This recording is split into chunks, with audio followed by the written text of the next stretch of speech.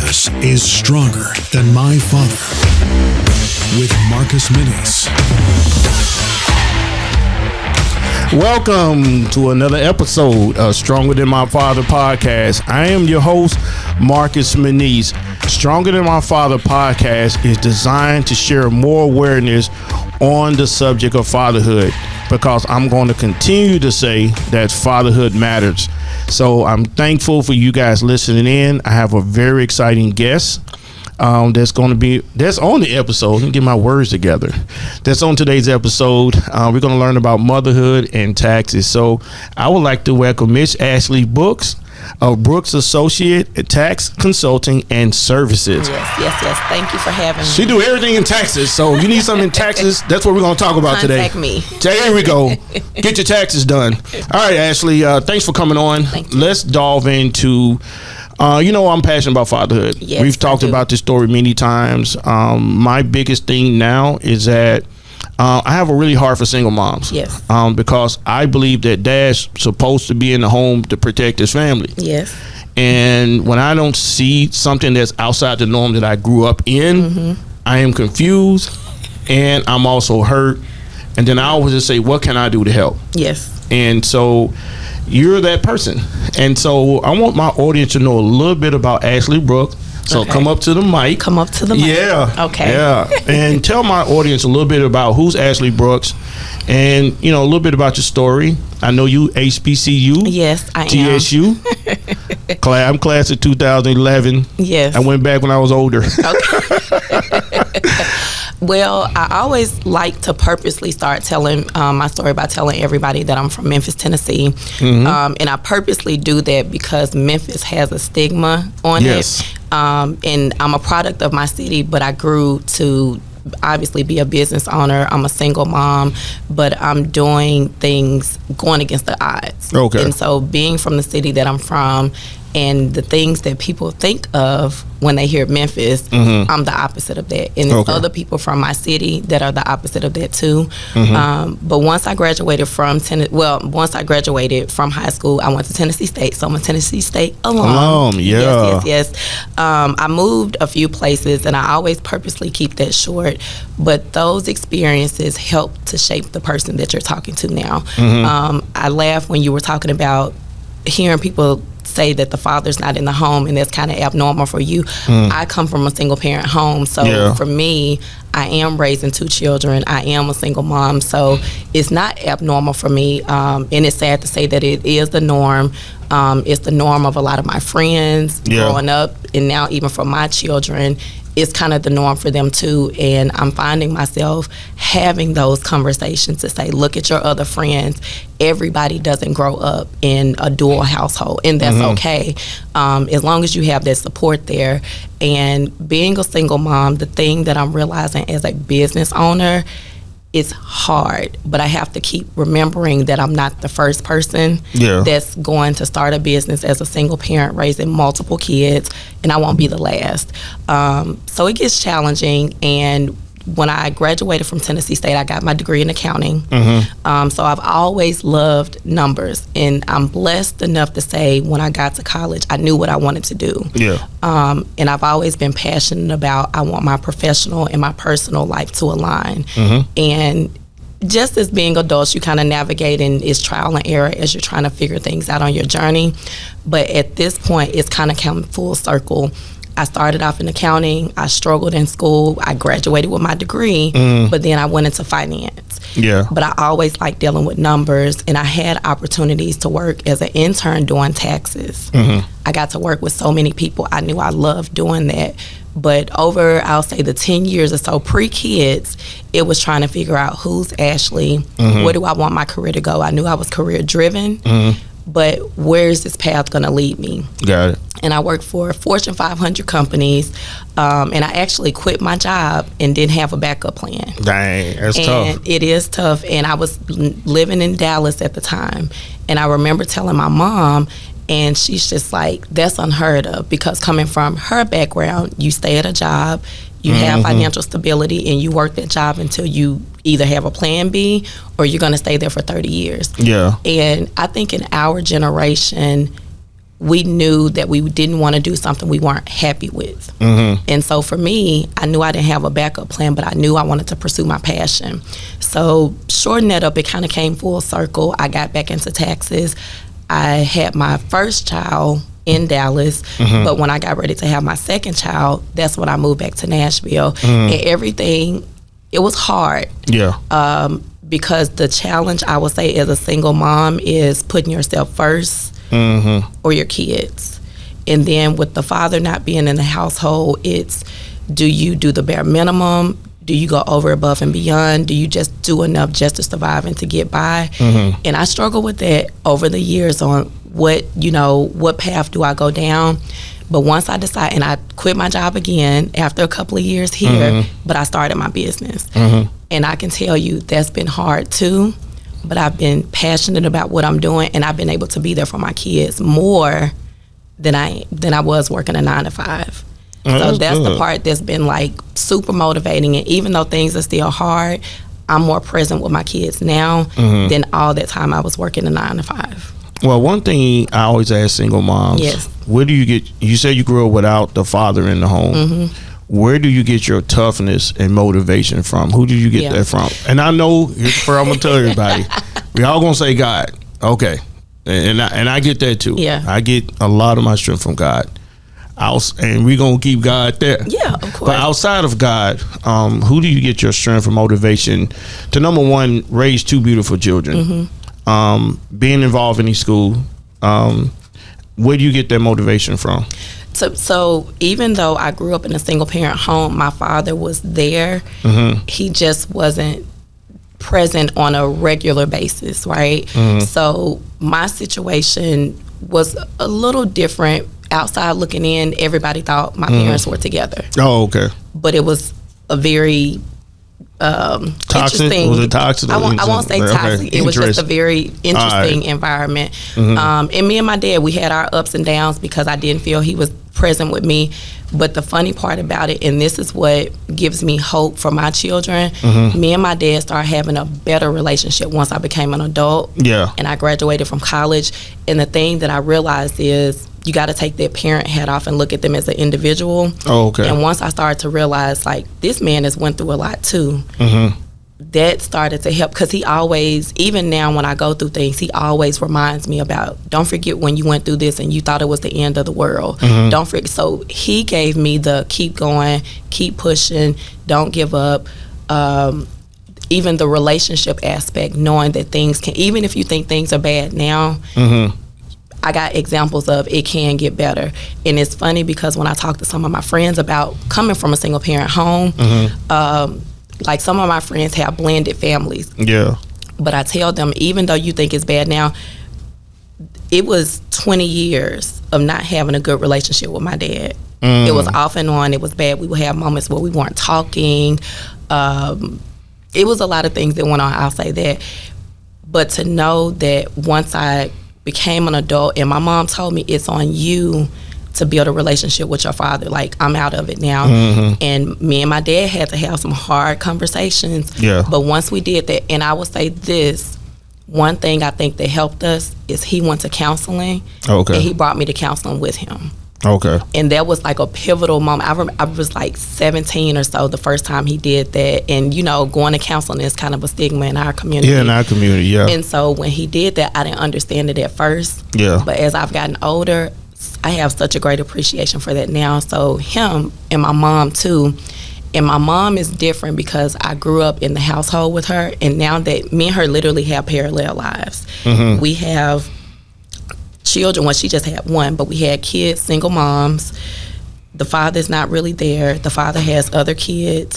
So we have very similar situations, but I look at her like she got through these things and it was hard and she kept figuring it out. And it was some things that, you know, she may have done too that it wasn't the best situation, but I even look at those again. She's human. And so it's the constant reminder, things will be hard. Things are not going to always be perfect. You're going to learn. I don't look at things as mistakes or failures. It's just you just keep learning and going. But both of them saying how strong they were and transparent to say, I mess up too. Yeah. You know, and so that's the thing for me as a parent. We're not going to always get it right, and that's okay. Let me ask you this. You got my mind spinning. How's it, I see young girls today. Some girls look like they're going on the right path. Yeah. Some girls are wilding out. Yeah. Why in 2023, why do you think it's so important now more than ever that fathers are in their daughters' lives? Now, I have my perspective because of my father spending time with my sister, but that was back in the 80s, 90s, 2000. Now we're in 2023. Why do you think that's so important now more than ever for girls to have a relationship with their father? I think it's more important now because this generation is very impressionable. And I was just having a conversation with somebody actually today about social media. Okay. And how social media gives you this false reality of everything. So if you're believing everything that you're seeing on TV, on the internet, you think that that's how it's supposed to go. So you don't have these voices to kind of guide you to say, hey, I've been through what you're going through. Because we all know life is a cycle. Yeah. It's just new for whatever part of the journey that you're in. But the older person, they've been there, done that. Yeah. And so with the generation now, I think it's a little hard because the respect isn't there like it used to be. And listening to say, okay, I know I need to hear you out because you've already been through this.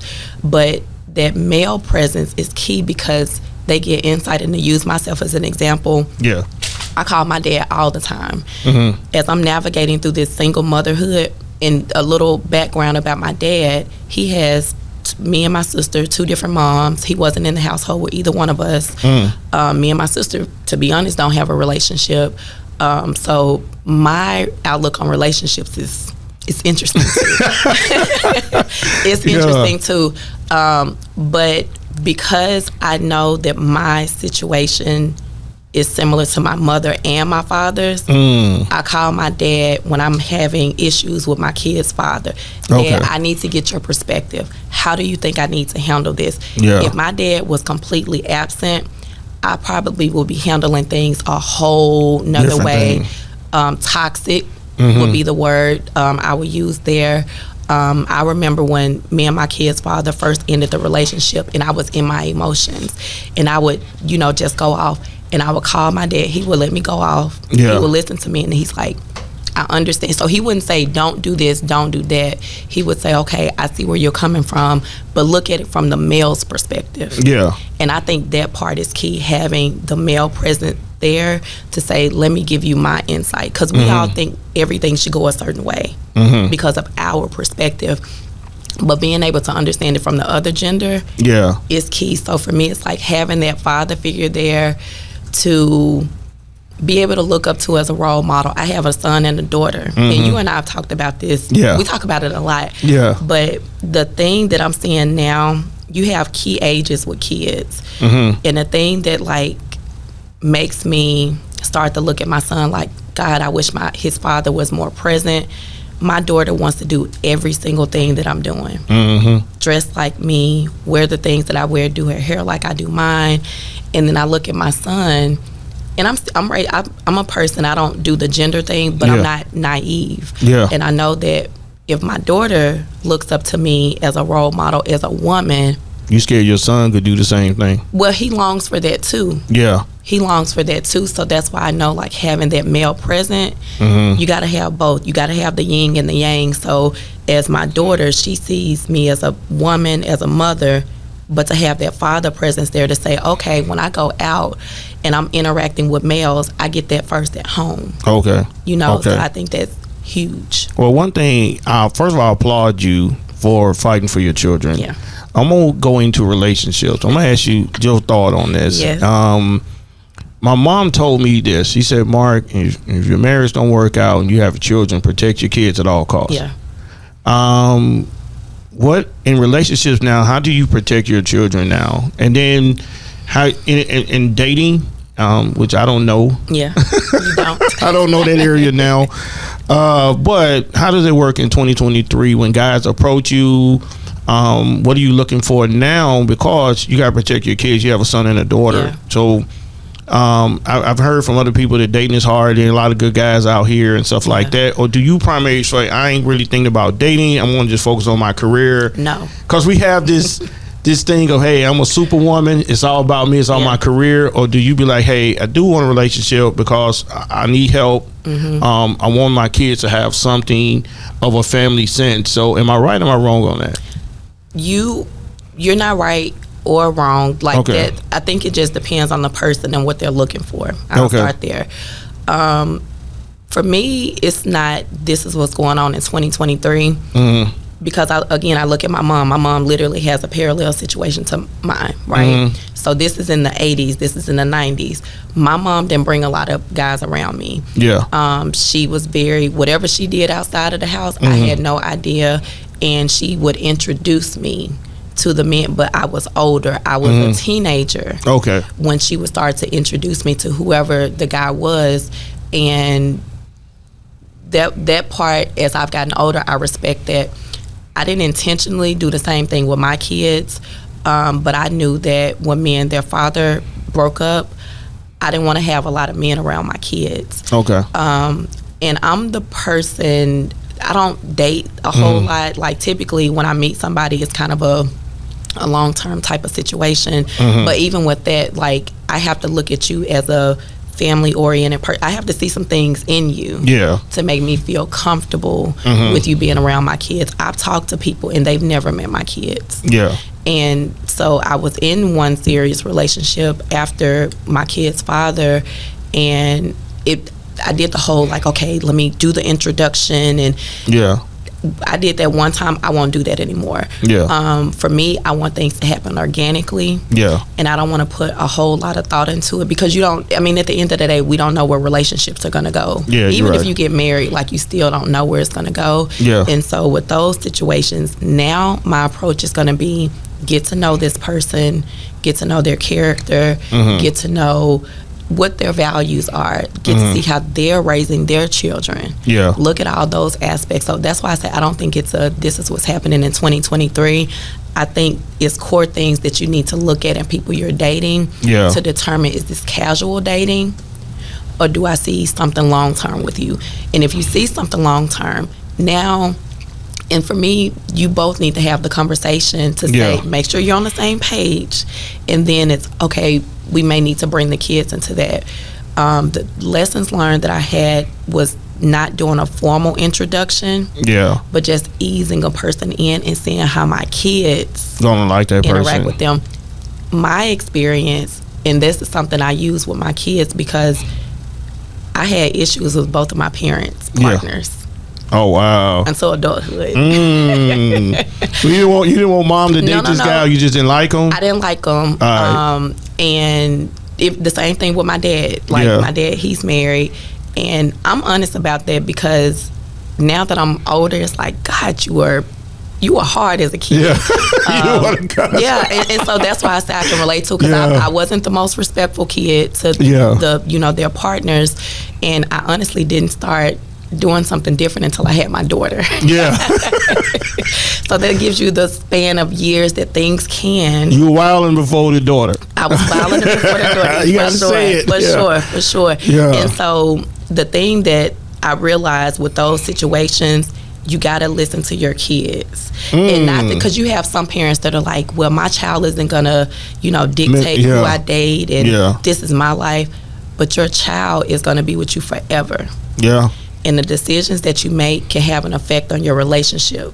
This person can come and go, but your child is going to be there forever, and you can mess up their relationship and you don't know if it's going to get better or not. Wow, that could be a clip, man. God, you killed that one. So for me, organically letting it happen, you got to look at the values and make sure you and that person have core things in common. You got to talk to say, are we on the same page? And then from there, now it's the introduction of the kids, but I feel like kids come first because they didn't ask to be here. Well, I first of all applaud you for that, because first of all, you're speaking my mother's language. That's number one. She always said kids come first. And I applaud for most women, because women, you probably get lonely and want a companion, but you have two beautiful children. Like, I want to make sure they make it. And kind of Marvin Sapp said that with his son getting married. He said, I sacrifice a lot because I want to make sure my kids come first, and I didn't go out here women chasing. to protect his children, and I think I applaud you for that. Before we go into your business, let me ask one more question about raising a son. What's the difference between raising your son and a daughter, and what do you think is some of the positive, negative by not having that father there? So the difference for me, and anybody that has a son and a daughter, when I talk to them, we experiencing the same thing. Okay. One, I think it makes a difference in gender, but also firstborn versus second. Okay. So want to be clear on that part. So my daughter, easygoing. She wants to follow the rules, and I think the following the rules things is more because she's the firstborn. Yeah. Whereas my son, from a male standpoint, the energy is off the chain. And when he gets around other little boys, I'm like, okay, this is a boy thing. He's destructive. My daughter is not. So everything my daughter did when she was born, my son is the complete opposite. Yeah. Complete opposite. He is moody. He wants to do things his way. He doesn't want to listen. You got to be a little more stern on him. When he was, I think, 2 or 3 years old, I would discipline him the same way I would my daughter, but I started to know, and I think one of my male, because I have a lot of like platonic male friends, and they would say, you have to talk to him with a deeper voice. Okay. So that was the first thing, not a negative or a positive, but that's a good thing about a male being in the household, because the tone of voice is different, and how you like, you can just say something to the boy and he'll get it together quick, whereas if I'm yelling with the little soft, you know, and it's just like like I'm not, but I've had to start to do that, like when I even this morning I got onto him and I got eye level, I was stern in my voice, and my voice is hoarse now, but I put the deep voice on. And when I say he got it together, but if I would have been doing the typical mom, I'm yelling and I'm screaming, it's like he toned that out. But it's like a man can command a room with just his voice. And the same thing, I remember when I was growing up and when my dad would be around, and we bumped heads a lot. And with my sister, she's 14 years older than me. My dad, he has a loud voice. And he would just talk normal, but he's loud, and she would just cry. But with me, I got his personality. So when he would do that with me, I would just stare at him. But I still don't like him being loud with me like that. So I think a man being in the household is beneficial for the son and the daughter in different ways, but commanding the room is like, it's huge. And again, with their personalities, I just see, you know, with my son, haircuts, something as simple as a haircut. I'm calling all my guy friends, like, I need to get a lineup. I need to get, it's even all over. How often do I go? Who do I go? You know, it's intuitively, I know how to take care of my daughter. I know how to do. My son is saying he wants to grow his hair out. You know, because he's seen somebody else do it. But for me, it's just like, that's the upkeep. I know how to, and I can do the upkeep on both, but I know his is going to be a little different. And then she wants to take care of herself and be clean and prim and proper. This one over here, not so much. And so that's the difference. And I purposely try to raise them the same, but I see that the discipline has to be different. That's why he got into the mentorship program. And I came and talked to you guys because I'm like, he's younger, but if I don't get ahead of this early, it can turn into something else, because you can only talk to kids at certain ages, but it's for so long. And then it's just like, if you don't catch it early, it's out the door. And even like in your program, the thing that I loved is when he comes here, and again, it's the tone of a man. You guys can say something to him and he'll just get it together. I gotta say about 10 times. I'm gonna just look at him. Exactly. But it's just like, but again, remember what I said about my daughter. My daughter's looking up to me. And she's watching every single thing I do. That's the negative part. He doesn't get that in the household. He doesn't get to just sit there and watch how a man is moving, his mannerisms, and it's something, going to the bathroom. Something as simple as going to the bathroom was a whole thing. Do you pull your pants all the way down? Do you, you know, just do that? This is when you go to a public bathroom. This is what you have to do. And I remember the guy that I was dating at the time, he corrected me on that. Because when my son would go to the bathroom, just like, just pull your pants down and go to the, he's like, no, he can't do that. Because when he go, I wouldn't know that though. Something as simple. So that's why I'm just like, it's super important. But even like with my daughter, when we go out and she sees how I interact in a business setting, personal setting with my friends, she's watching everything. Yeah. And I'm just like, but she's watching it as a female. Yeah. And my son, he's watching it as I'm his mom. Yeah. But just think if the father was there, yeah, and he's seeing the interactions, he's gonna start to mimic that. Yeah, because you gotta have issues. I just not thinking like issues when you had to go to, like when I go to public restroom and my young use the bathroom, I usually stand behind him because he's gonna pull his pants completely down. Yep. I had to teach MJ how to use the zipper. Yep. And not pull his pants because he was in middle school doing. I'm like, yo, you gotta change that. Mm-hmm. And so with Jordan, I will go with him. So I think now when they have the family bathrooms, you can kind of do more protection. But even and you just made me had a flashback because when he was younger, and that's the thing I say now that he's getting older, I'm like, he got to get around more males. Yeah. Because it's just me and his sister in the house. I know we get on his nerves. I know he needs to be around, other boys because we don't have the energy like he has it. And that's one thing. As men, the energy level is different. Okay. It's different. Okay. But even when he was 2 or 3, we would go to the bathroom with him. Mm-hmm. We're like, you're not going to have that growing up. And it's just like, you don't, at some age, you're not going to want your mom and your sister going to all these things with you. You're going to want a man to go there and to watch you and to do these things. Potty training him. I was like, it would be so awesome if his dad can be here, because I was having to get up in the middle of the night every night. Dang, that's messed every up. night, set my alarm clock to get up, and all my friends, they got a boy and a girl. We all boys. It takes them longer to potty train, right? I didn't know that. It takes them longer to potty train, and then for me as a single mom, you start to ask a lot of questions. Am I doing this right? Am I doing that right? Is it taking him long to potty train because I'm a woman and I don't know whatever the right things are to do? But just imagine, and I get up pretty early. Most of you guys know this. I get up super early, so I'm having to get up earlier to get him to the bathroom. And I sit there and I watch him, and then, as a woman, I'm emotional, I'm tired, so I'm like, go to the bathroom. Why did you do that? Yeah. But just think, a man comes in, because you guys are more even keel. Yeah. So you're not doing the yelling, and because that messes with you emotionally too, right? Yeah. So it's like, if a man comes in and he's just like, go to the bathroom. Mm-hmm. But me, I'm yelling, I'm mad, I'm frustrated, I'm getting you out of your sleep.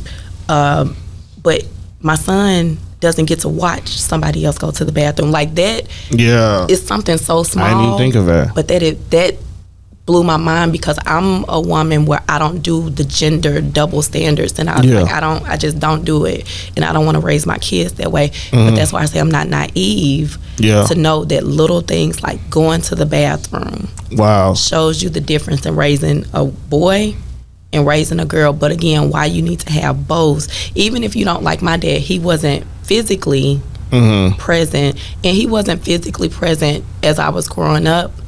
But even as a daughter, I don't know what I would do without my dad. I lean on him. So he worked third shift right now, and I know when I'm up at 1, 2 o'clock in the morning, I can call my dad. And I'm going on a tangent right now, but I told you a lot of this stuff is real time for me. With my son now, when my daughter came, because ceremonies, graduation, all that stuff is going on, so I went and bought them outfits and stuff. And my daughter was like, I want to wear heels like you. I want us to dress alike. And I just looked at my son, and it broke my heart. Because I'm just like, he probably feeling the same way, and he doesn't have anyone to walk around in the house with. Like, Daddy, I want to put this on, and I want to dress like you, and I want to do that. And I reached out, because he has the mentorship program, right? But I started thinking, I was like, when I was growing up, I would go to my family's from Mississippi every summer. I'm going down there. So if building a bond with your family is important, right? My mom made sure I went to Mississippi every summer to have a bond with her sisters, her brothers, my cousins, all that. And I still do to this day.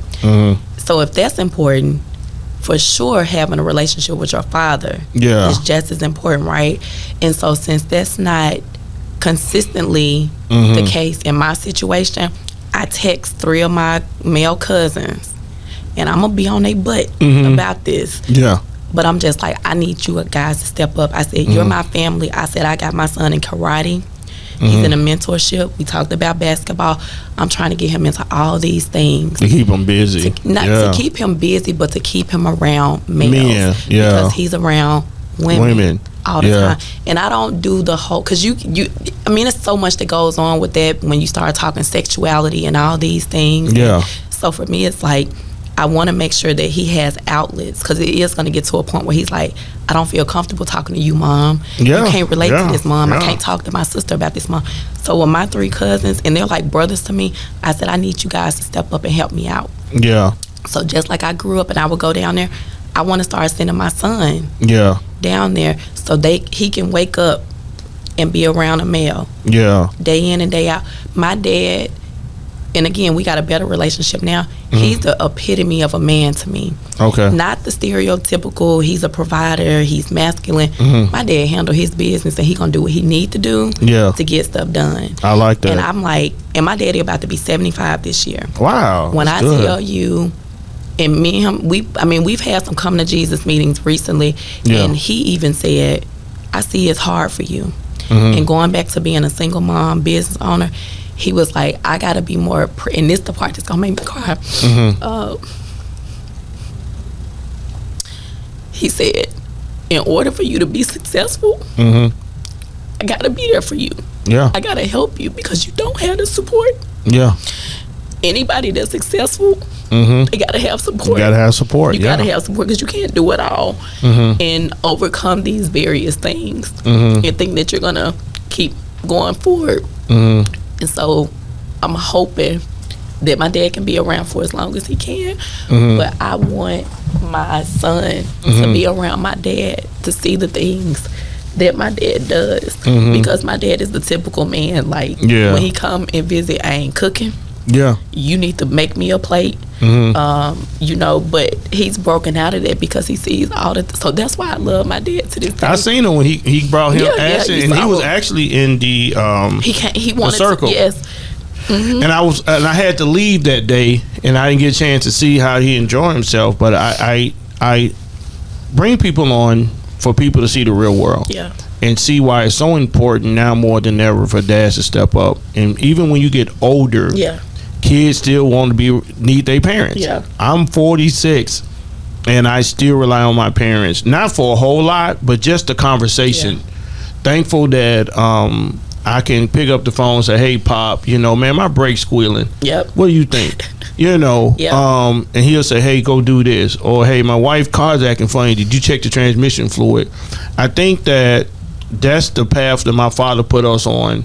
So when my kids get older, I want to have this same conversation with kids in our mentoring program. When they get 18, I want them to feel like, hey, let me call my coach. Yep. Let me call Mark, see what he thinks. Because I tell kids, you turn 18, just call me. Yeah. And I'm hoping from this program is that I'm close enough that you feel like I'm a father figure. Yeah. That I'm a guy you can rely on. And that's what I'm hoping for this program. I'm hoping that I can get more men around me that have the same mindset. Yeah.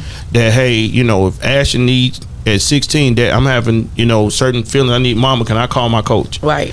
That's what I'm trying to build. Because then, I want to definitely get this. Yeah. Man, we ain't going to get to your business. We got to get to your business, man. We losing time. I told you I can talk. Well, because this is very good. Because I wanted to see a different perspective from what we all do. Thanks, Jim. Is that that time with that young man more now than ever. So when I see crime on TV and I see these kids' name pop up, first question I ask is, where's their daddy? Let me say this real quick, because I'm very adamant about this part. It's not just about where's their dad. You have to have a good man. Okay. So for me, that's where I'm at, because I'm not gonna get too into it, but no, go ahead. I wanna, because I'm not like. I don't know. We don't bash nobody. Yeah, that's what I'm saying. I don't want to bash anybody, but the thing that I want to make sure with both of my kids, but definitely for my son, I want you to have positive male role models around you. I don't want you to just have men around you, because again, I'm from Memphis, and we got the street mentality. And it don't matter what. It doesn't have to be from Memphis, wherever you from, urban areas, whatever, but it's certain things that certain men feel they need to instill. You got to be tough, and it's like no.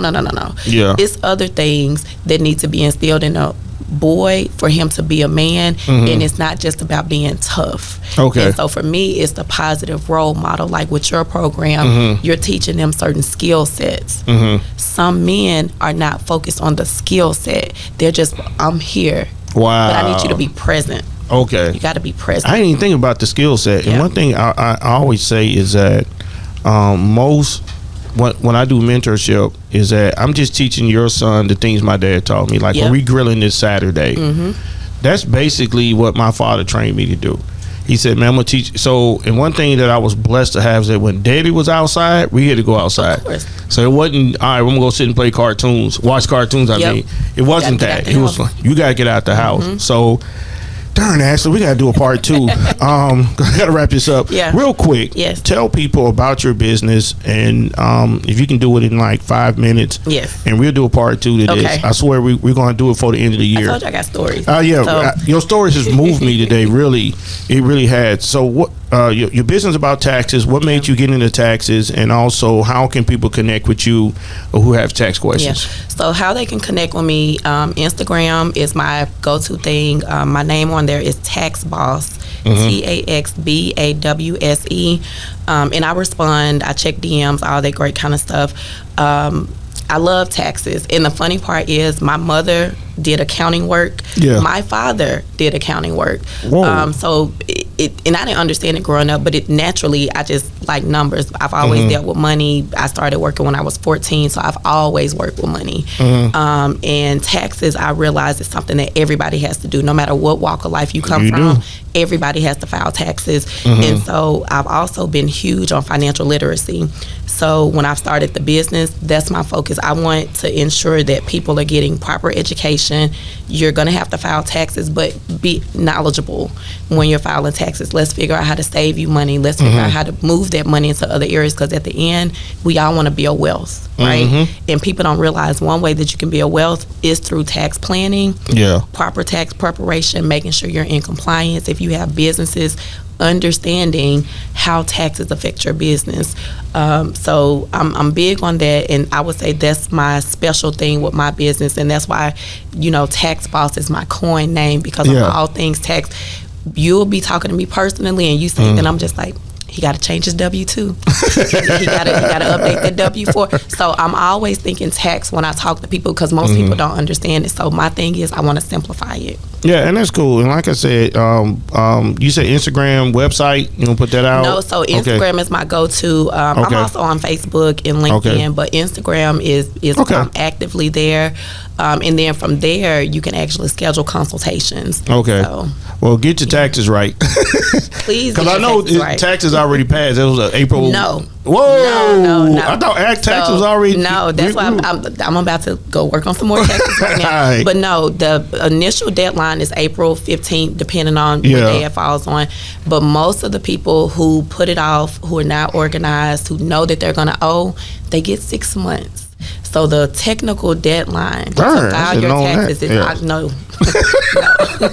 That's why I'm still working now, because of these people. But October 15th is the last period that you can file taxes. Well, you won't be penalized. You're penalized, but the IRS is saying we'll just give you a grace period, but you're still gonna be penalized because you didn't pay. By the 18th, so you still gotta pay, but they'll give you time to get your stuff together. Well, I had my business. I did have one run with the IRS, and I got that fixed with the 990. Yes, they said you do the loan form, and I was like, "What is that?" So I had to call the accountant. And here's what happened. We'll wrap up with this. Is that they sent me a bill for like $5,000, and COVID hit. And so I sent them like that crying letter. They forgave that. Okay, that's good, because I was going to say, you got to be very documented in order for them to waive the penalty. I just said I won't do it again. And then I did it the following year. They sent me a bill for like $320, and I told my accountant, dude, don't be late no more. And we weren't late no more. He's really good. But you got to turn your stuff in by January. So I would say this, because like I tell you, everybody I talk to is tax stores, because everybody has to file taxes. Yeah, you got to file taxes. The thing that I would say is the takeaway is have a relationship with your tax professional. Don't just talk to them when it's time to file your return. I'm going to do a whole IG live on my soapbox, because people will make all these life changes. And then when I'm like, you owe this much. They be like, why? And it's like, because you did this, and this, and we should have talked about it throughout the year. So talk to your tax professional throughout the year if you're trying to build wealth. I'll keep it short, sweet, and to the point. Well, we're going to bring you back before the end of the year for part 2. Maybe I get a co-host with me. Okay. And we dive into more of motherhood, fatherhood, and taxes. Taxes, hey, if you need tax solutions, tax, you need to get your taxes together, reach out to Brooks and Associates Tax Consulting Services on Instagram. And thank you, Ashley, for coming by, blessing the mic. Yes. We appreciate you. Keep fighting for your children. And thank you for listening to another episode of Stronger Than My Father podcast. You can listen to this episode and previous episodes by visiting our website at strongerthanmyfather.org/podcast. Thanks, Jim McCarthy, for all you do. Miss Renee Jones for all the setup. Thank you. God bless you. See you on another episode.